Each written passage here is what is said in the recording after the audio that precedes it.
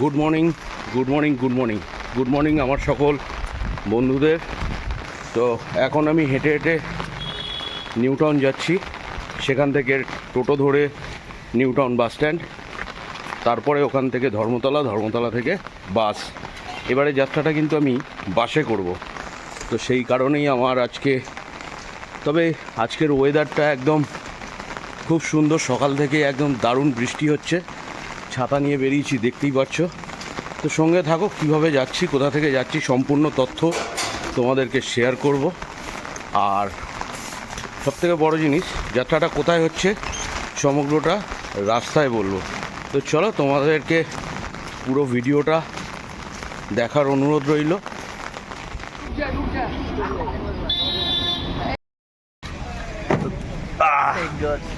এই তো মোটামুটি কাকার ট্যাক্সি নিয়ে নিয়েছি, নিয়ে আমরা চলে যাচ্ছি। আর আমরা যাব এখন হচ্ছে ধর্মতলা, তাই তো? हम पीछे नहीं देखता है, लाल वाला हटाइए, लाल वाला पीछे देखता है। কাকা আপনার নাম? दीदी का मतलब विष्णुदेव का। আচ্ছা, বিষ্ণুদেব কাকা এখন ট্যাক্সি স্টার্ট করছে, আর আমরা যাব এখন ধর্মতলা, ওখান থেকে বাস নেবো। বাস নেওয়ার পরে সোজা যাচ্ছি আমরা কোথায় ভাই? দীঘা। চলো।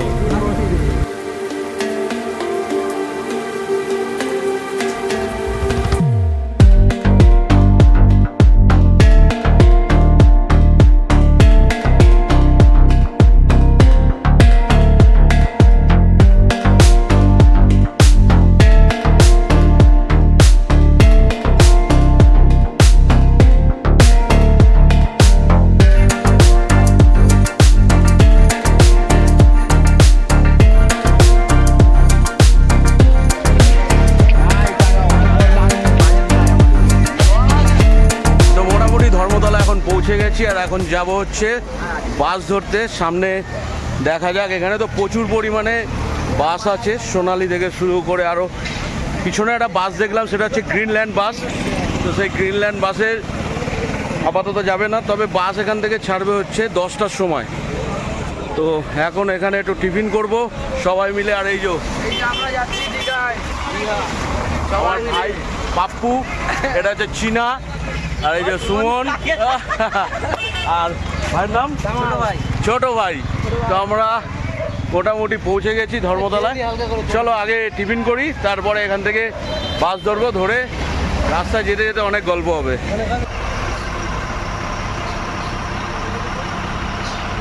বাসের এখানে চলে এসেছি, আর আমরা টিকিট কেটে নিয়েছি। এই যে একজনের 300 টাকা করে। তো 300 টাকা করে টিকিট কাটার পর আমাদের এই যে বাস অঙ্কুশ ট্রাভেল, আর মোটামুটি রেডি, 9:40 বাস ছাড়ার টাইম। তো আমাদের কিছু টিফিন নিয়ে আমরা এখন বাসে উঠে যাব। তো চলো তোমাদেরকে বাসটা দেখাই। তোমরা মোটামুটি ধর্মতলায় আসলে 10টা সাড়ে 10টার দিকে, তাহলে এই বাসটা তোমরা নিতে পারো।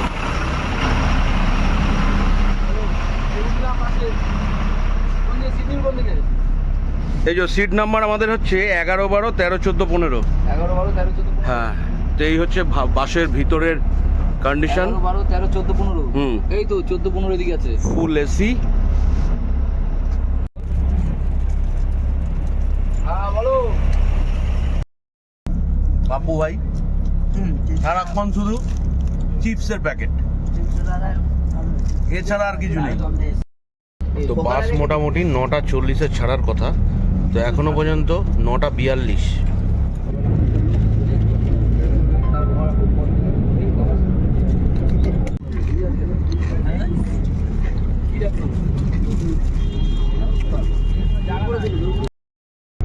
সামনেই হুগলি সেতু আসছে। তো বাসের এক্সপিরিয়েন্স কিন্তু একদম আলাদা রকম। দ্বিতীয় ব্রিজ তোমাদেরকে দেখাই। এই দ্বিতীয় হুগলি সেতু কলকাতার কিন্তু একটা আলাদা রকম ঐতিহ্য। মানে হাওড়া ব্রিজের পাশাপাশি এই সেকেন্ড ব্রিজেরও কিন্তু একটা বৈশিষ্ট্য আছে, গঙ্গার এপারকে ওপারের সাথে সংযুক্ত করেছে আর একটা জায়গায়। সত্যি এই যতই পুরনো জিনিস হোক, তার কিন্তু সৌন্দর্য সবসময় আলাদা রকম হয়। আর নিচ দিয়ে কিন্তু সুন্দর পবিত্র গঙ্গা বয়ে চলেছে। আর এই বর্ষায় সত্যি গঙ্গার রূপ কিন্তু আলাদা রকম, একদম কানায় কানায় জলে মগ্ন একদম। আর আমরা এখন এই হুগলি সেতুর ঠিক ওপর দিয়ে যাচ্ছি। আমরা কোলাঘাট ব্রিজের ওপরে এখন।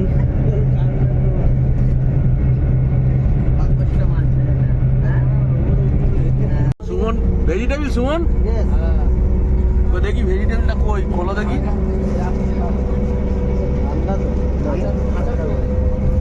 ভেজিটেবিল কত করে নিল?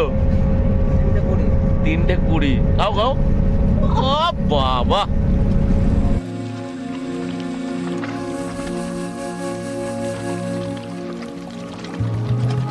আমরা যখন দীঘা পৌঁছালাম তখন বিকেল 4টে। বাস থেকে নেবেই সোজা পৌঁছে গেলাম সমুদ্র তীরে। আর পৌঁছে বৃষ্টি ভেজার এত সুন্দর একটা অপরূপ দৃশ্য আমরা লক্ষ্য করলাম।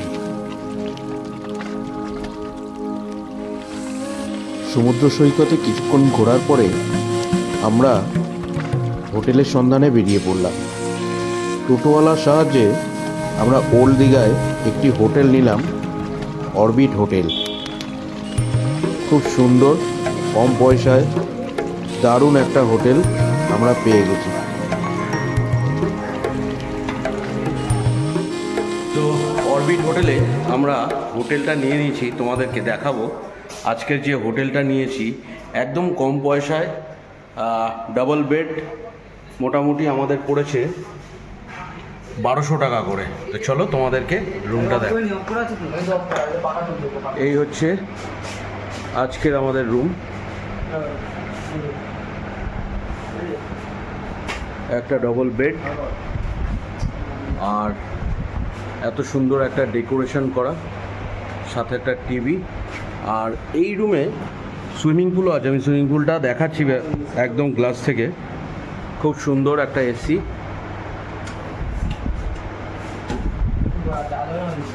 আর এইটা হচ্ছে বাথরুম, একটা আয়নাও আছে, একটা কাভার আছে।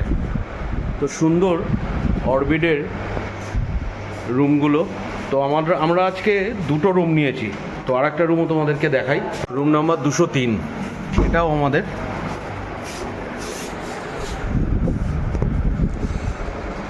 এখানেও একটা সুন্দর বেড সাজানো আছে, রুমটাও খুব সুন্দর, লাইটিং করা এবং ডেকোরেশন, তার সাথে একটা এসি। আর এই হচ্ছে বাথরুম অরবিট হোটেলের।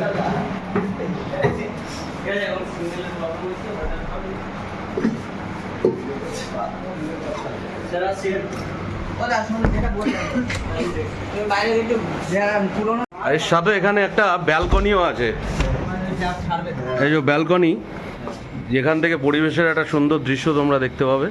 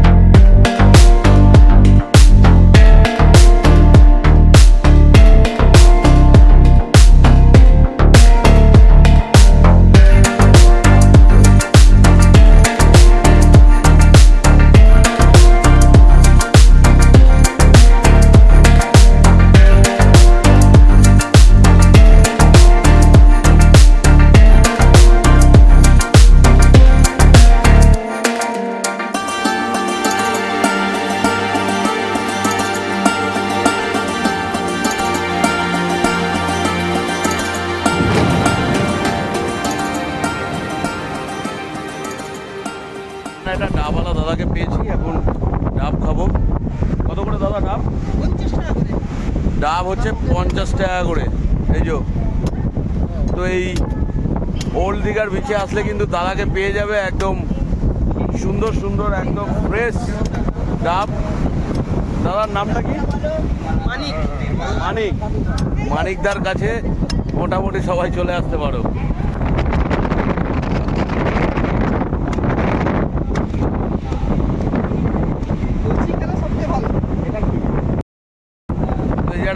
ডাব হাতে নিয়ে নিয়েছি আর সমুদ্রের পাড়ে বসে ডাব খাওয়ার মজাটাই কিন্তু একদম আলাদা, দারুণ।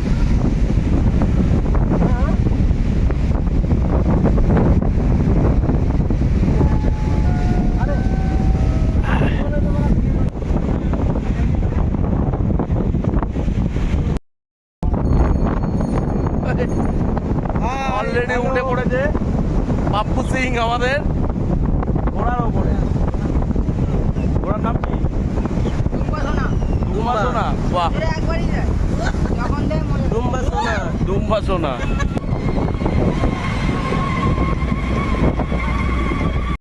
এখানে চলছে এখন মাসাজ। সুমন মাসাজ নিচ্ছে তেল দিয়ে, এই ভাই ওকে মাসাজ করে দিচ্ছে, মাত্র 30 টাকা নিয়েছে।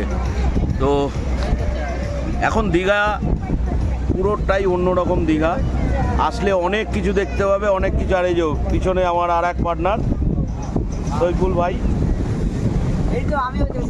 এই যে শাকিল চলে এসছে। তো মোটামুটি সবাই আনন্দ করছে। আর আজকে তো সমুদ্রের অবস্থা তো মানে মাইন্ড ব্লোয়িং, একদম এক কথায় অপূর্ব। সেই মজা, সেই হেভি মজা। সেই মজা না?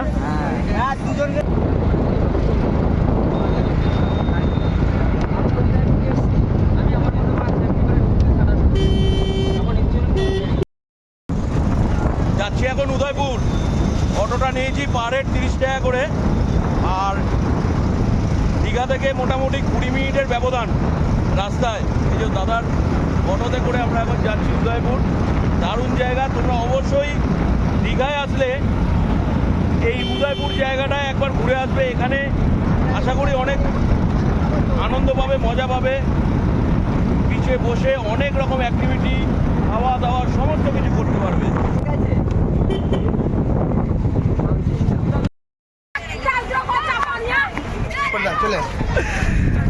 মোটামুটি বিচে যাওয়ার জন্য যখনই গাড়ি থেকে নেমেছি তারপর থেকে শুরু হয়ে গেছে ঝামেলা। ঝামেলা মানে অন্য কিছু না, নিজেদের মধ্যে কে আমাদেরকে নিয়ে বিচে যাবে সেই কারণে।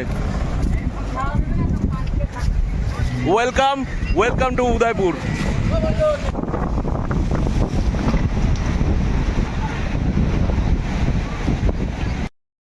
দীঘার পাশাপাশি উদয়পুরও আর একটা মন ভরানোর মতন জায়গা। এই উদয়পুর বিচে আসলে তোমরা এখানে পেয়ে যাবে বড় বড় মাছ ভাজা থেকে শুরু করে একদম এন্টারটেনমেন্টের জায়গা, তার সাথে প্রচুর অ্যাক্টিভিটি, অনেক কিছু বাচ্চাদের জন্য। তবে এখন যেহেতু সমুদ্রের জোয়ার অনেকটা, তো এখন অ্যাক্টিভিটিগুলো বন্ধ। কিন্তু দেখো সমুদ্র পাড়ে শয়ে শয়ে মানুষ বসে শুধু কিন্তু নিজেদের আনন্দ উপভোগ করছে। তো চলো আমরা একটুখানি ঘুরে দেখে নিই আজকের এই উদয়পুর বিচটা, সেখানে কি কি আছে না আছে সমস্ত কিছু, আর তোমাদেরকে পুরোটা শেয়ার করব।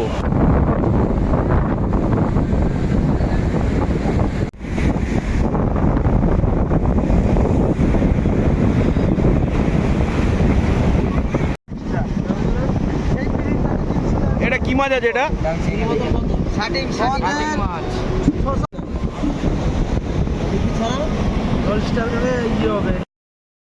কি যেন হচ্ছে একটা, বলো বলো। তো বিচে এখন আমরা এই স্কুটি নিয়ে নিয়েছি মাত্র 200 টাকা করে, ফুল মস্তি একদম। আমাদেরকে লাল ক্যাঁকড়া দেখাই। উদয়পুর বিচে মানুষ এই লাল ক্যাঁকড়া দেখার জন্য আসে। আর এই লাল ক্যাঁকড়া দেখো, সারি সারি লাল ক্যাঁকড়া, শুধু ভর্তি দেখো, শুধু ভর্তি লাল ক্যাঁকড়া, লাল ক্যাঁকড়া।